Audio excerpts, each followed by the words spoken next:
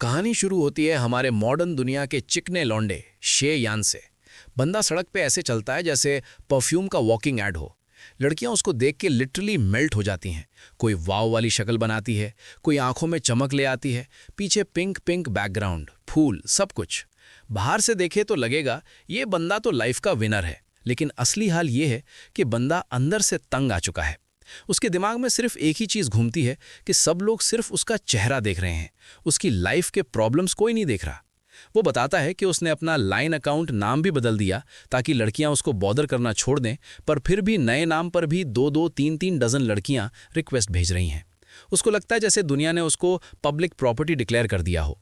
Slowly उसके example से पता चलता है कि प्रॉब्लम सिर्फ छेड़छाड़ तक लिमिटेड नहीं। कोई रास्ते में जानबूझ के उससे टकरा जाती है, कोई रात को उसके घर के बाहर आके खड़ी हो जाती है, कोई उसके ड्रिंक में लव ड्रग जैसा कुछ मिला देता है। अब ये सब सुनने में मस्ती लग सकता है, लेकिन उसके लिए ये फुल ऑन हरासमेंट है। उसको जेन्युइनली लगने लगता है कि उसका जिस्म लोगों के लिए ऑब्जेक्ट बन गया है। दिल के अंदर फ्रस्ट्रेशन के साथ साथ थोड़ा सा हेल्पलेसनेस भी है। चाहे कुछ भी कर ले, लोग उसको अकेला छोड़ने को रेडी ही नहीं। एक दिन वो ऐसे ही वॉक करते हुए सिटी के बीच, तरीके से तो सीधा दिख रहा है, लेकिन अंदर से फुल थका हुआ। दिल में सोच रहा होता है कि काश उसको एक ऐसी जिंदगी मिल जाए जहां कोई उसके पीछे ना पड़े, जहां वो नॉर्मल आदमी की तरह सांस ले सके। उसका दिमाग एक सेकंड के लिए टोटली उस थॉट में घुस जाता है, काश सब कुछ रीसेट हो सके। इसी मोमेंट में पीछे से तेज हॉर्न की आवाज आती है। वो शॉक में पलट के देखता है तो एक बड़ा सा ट्रक सीधा उसकी तरफ आता हुआ। उसकी आंख एकदम बड़ी हो जाती है, दिल में एक झटका, लेकिन बॉडी मूव करने से पहले ही सब खत्म। एक झटके में उसकी जिंदगी जो इतनी लाउड थी एकदम से म्यूट हो जाती है, जैसे किसी ने टीवी का प्लग खींच लिया हो।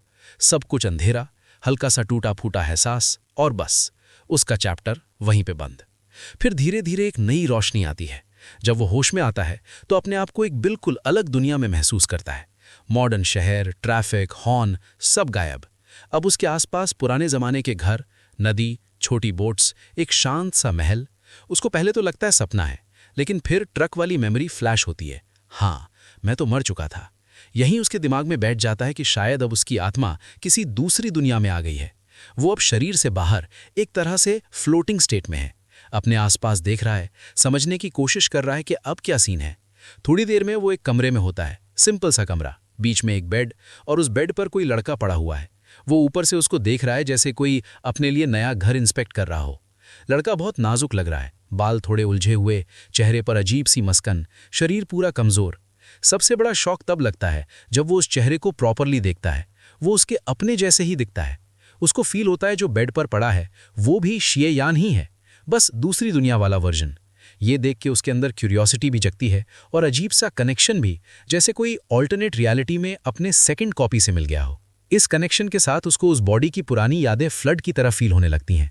अब हम उस दूसरी दुनिया वाले शे यान की लाइफ में घुस जाते हैं। ये वाला शे यान एक छोटे से रिमोट टाउन में पैदा हुआ। हान एम्पायर जैसी सेटिंग, एक स्क्वायर का बेटा, जिंदगी सिंपल, गांव, पेड़, छोटे रास्ते। फिर एक दिन वो पहाड़ों में घूमते हुए एक बहुत ही खूबसूरत लड़की से मिलता है, किन सिंगची। ये लड़की उसके लिए लिटरली पहाड़ों के बीच परी जैसी लगती है। उस मोमेंट से ही वो उस पर फिदा हो जाता है। थोड़ी मुलाकातें होती हैं, रिश्ता बनता है, और धीरे धीरे उसके दिल में फिक्स हो जाता है कि यही उसकी जिंदगी है। प्यार इतना ब्लाइंड हो जाता है कि वो अपना गांव, अपनी पूरी पुरानी लाइफ छोड़कर उसके साथ मोकिंग सेक्ट निकल पड़ता है, जो घर से बहुत दूर है। उसके दिमाग में यही चलता है कि प्यार के लिए सब छोड़ देना नॉर्मल है, मैं भी वही कर रहा हूँ। वहां पहुंचकर दोनों का रिश्ता और इंटेंस हो जाता है। हर रात वो उसके साथ रहता है। वो सोचता है कि ये उनका डीपली कनेक्टेड लव है। किल शिंसी के हर सिग्नल को वो एज रियल लव लेता है।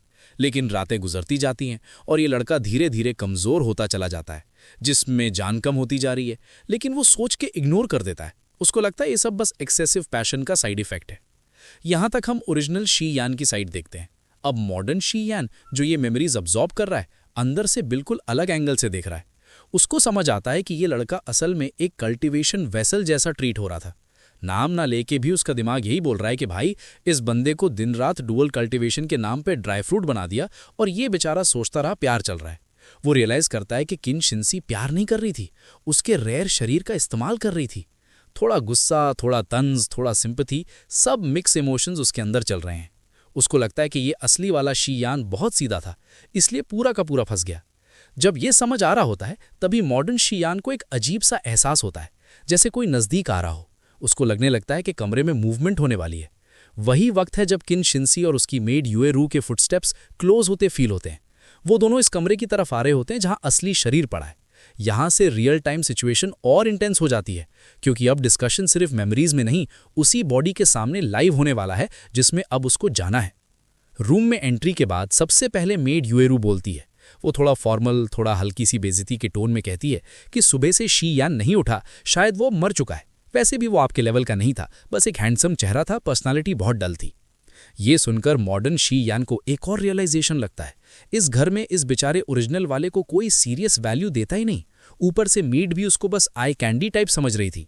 जो बंदा अपनी सारी जान प्यार में जला गया, उसके लिए लोग यहाँ इतनी भी इज्जत नहीं बचा रहे। तब किन शिंसी उसके पास आके बेड के करीब बैठती है या लीन करती है, कामली उसकी बॉडी को ऑब्जर्व करते हुए। यहाँ से वो मेड को और इनडायरेक्टली हमें सच बताती है। वो कहती है कि यूएरू समझ नहीं रही, शी यान सिर्फ हैंडसम नहीं, एक रेयर बॉडी टाइप का मालिक है, कॉर्पस एसिन टेम्पटम। ये शरीर कल्टीवेशन के लिए बहुत हाई पोटेंशियल वाला है। अगर ये लड़का खुद से कभी कल्टीवेशन स्टार्ट कर देता तो प्री सेलेस्टियल जैसे स्टेजेस उसके लिए बहुत आसान होते। वो ये भी बोलती है कि अगर ये किसी बड़े सेक्ट में पैदा होता तो शायद आज किसी बड़े सेक्ट का कोर डिसाइपल होता। यहाँ से क्लियर हो जाता है कि वो उसकी जान भी समझती है, उसका टैलेंट भी, लेकिन उसके लिए वो सब सिर्फ एक रिसोर्स की वैल्यू है। फिर बहुत शांत तरीके से वो अपना असली प्लान खोल कर रख देती है। वो बताती है कि जो डुअल कल्टीवेशन वो शी यान के साथ कर रही है, वो सिर्फ मस्ती नहीं, एक टेक्निक है जिससे वो उसका वाइटल पावर, उसकी लाइफ वाली ताकत धीरे धीरे खींची जा रही है। उसका टारगेट ये है कि ये प्रोसेस तब तक चले जब तक शी यान पूरी तरह से मर नहीं जाता, तभी वो इस रेयर बॉडी का फुल फायदा ले पाएगी। अगर अभी तक वो जिंदा हुआ तो उससे कुछ और रात यूज करना पड़ेगा। अगर वो ऑलरेडी डेड है तो उसका शरीर बस एक खाली कवर है जिसे वो लोग फेंक देंगे। मॉडर्न शी यान, जो अभी तक ऊपर से ये सब देख भी रहा था और फील भी, अंदर से बहुत क्लियर हो जाता है कि ये कोई रोमांटिक लव स्टोरी नहीं, ये तो सीधा एनर्जी फार्मिंग चल रही है। ये सब सुनते ही उसका मूड टोटली सर्वाइवल मोड में शिफ्ट हो चुका है। उसको समझ आ गया है कि जिस बॉडी में वो जाने वाला है, उसको ये लोग इन्यूटाइल समझते ही नहीं, बल्कि एक use and throw cultivation tool treat कर रहे हैं। यहीं पे उसके अंदर का वॉइस चिल्लाता टाइप फील देता है कि अगर मैं इस बॉडी में गया और कुछ नहीं किया तो मेरी भी वही हालत होगी जो इस बेचारी की हो रही है। ये रियलाइजेशन उसका टर्निंग पॉइंट है। तभी एकदम से उसकी आत्मा को खिंचाव फील होता है, जैसे कोई इनविजिबल हुक उसको पकड़ के नीचे उस बॉडी के अंदर खींच रहा हो। वो घबराया हुआ रेजिस्ट करने की कोशिश कर रहा है, लेकिन पावर ज्यादा स्ट्रांग है। एक मोमेंट में उसका प्योर फ्लोटिंग मोड खत्म होता है और वो सीधा उस कमजोर शरीर में गिर जाता है। कुछ पल के लिए सब वाइट नॉइज जैसा लगता है, फिर धीरे धीरे सेंसेस एक्टिवेट होते हैं। अब जब वो आंख खोलता है तो वो मॉडर्न दुनिया का शियान नहीं, इसी बेड पे पड़ा हुआ इस दुनिया का शियान है, बस अब कंट्रोल मॉडर्न दिमाग के पास है। सबसे पहले उसको अपनी बॉडी फील होती है और उससे समझ आ जाता है कि हालत कितनी खराब है। जिस्म पटा हुआ, अंदर से बिल्कुल खाली खाली सा, कमर में अजीब भारी दर्द, पैर हिलाने में भी तकलीफ।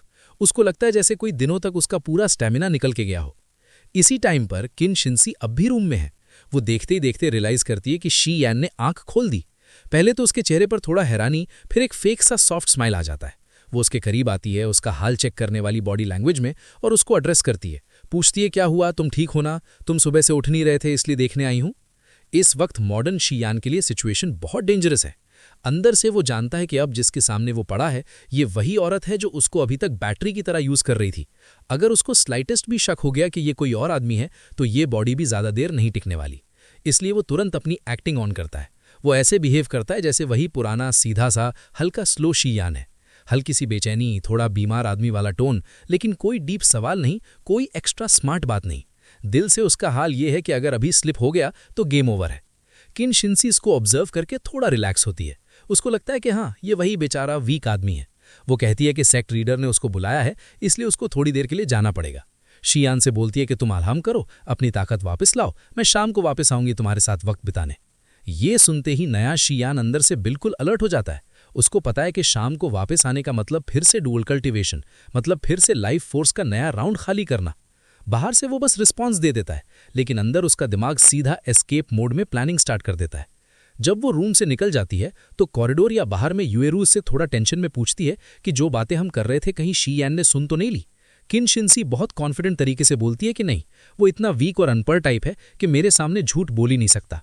वो ये भी कहती है कि मैं अभी तक उसका स्पेशल शरीर पूरा अपने कब्जे में नहीं ले पाई हूं, इसलिए मुझे उसके साथ कुछ और बार सोने की जरूरत है। इस बात से उसका एरोगेंस, उसका कंट्रोल का इल्यूजन सब क्लियर दिख जाता है। उसको लगता है कि सब कुछ उसके हाथ में है।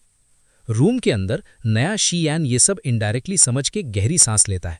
उसको रियलाइज होता है कि उसने अभी अभी अपनी पहली एक्टिंग टेस्ट क्लियर कर ली है। थोड़ा कॉन्फिडेंस आता है कि चलो ये समझ रही है मैं ओल्ड वाला ही हूं, अब मैं खुद गेम प्ले कर सकता हूं। फिर वो अपने दिमाग में ओरिजिनल शी यान की यादें और इन्फॉर्मेशन सॉर्ट करता है। ये दुनिया कल्टिवेटर्स की है, लोगों के पास सुपर ह्यूमन एबिलिटीज हैं, अलग अलग स्टेजेस हैं, सबसे नीचे पोस्ट सेलेस्टियल, उसके ऊपर प्री सेलेस्टियल, फिर मल्टी सेलेस्टियल। ये सब देखकर उसको लगता है कि अगर वो यहाँ सर्वाइव कर गया तो बहुत बड़ा बन सकता है, लेकिन सबसे पहले उसको यहाँ से बचना है। जब वो बेड से उठने की कोशिश करके फिर से धड़ से जमीन पर आ गिरता है, कमर टूटती हुई लगती है, पैर बिल्कुल वेट नूडल्स जैसे हिल भी नहीं रहे। उसको ये ब्रूटल रियलिटी फील होती है कि सिर्फ दिमाग तेज होने से कुछ नहीं होगा, ये शरीर तो बड़ी बेकार स्टेज पे है। यही सोच के उसके दिमाग में एक और ज्यादा डार्क थॉट आता है कि इस हालत में तो मैं आज रात उस ईविल औरत के साथ बिस्तर पे ही मरने वाला हूँ। एस्केप का सपना देखना भी जोक लग रहा है। इस डिस्पेयर के बीच वो खुद से ऑलमोस्ट चिल्लाते हुए सोचता है कि क्या सच में अपनी जान बचाने का कोई रास्ता नहीं है। हर नॉवल में तो जब प्रोटैगनिस्ट दूसरी दुनिया में आता है उसके पास कोई ना कोई स्पेशल पावर होती है, चीट, प्लग इन, सिस्टम, कुछ तो। मेरे वाला स्पेशल पावर किधर गया? मेरे साथ ही ऐसा होना था क्या? जैसे ही ये थॉट पीक पे पहुंचता है उसके सामने एक अजीब सा टेक्स्ट फ्लैश होता है, जैसे हवा में लिखा हुआ हो। वो हिला हुआ सा हाँ टाइप रिएक्शन देता है, समझ ही नहीं पाता ये कौन बोल रहा है। अगले ही पल एक और मैसेज सामने आ जाता है, system loading finished, welcome my host. यहीं से सीन का पूरा मूड फ्लिप हो जाता है। जस्ट जब लग रहा था कि बंदा बैंगिंग से मरने वाला है, उसके सामने फाइनली वो चीज आ खड़ी होती है जिसके बारे में अब तक वो सिर्फ दूसरी नॉवेल्स में पढ़ता था, अपना खुद का सिस्टम। ये वो एग्जैक्ट मोमेंट है जहां विक्टिम मोड से निकल के I am N evil God का असली फ्लेवर आने वाला है।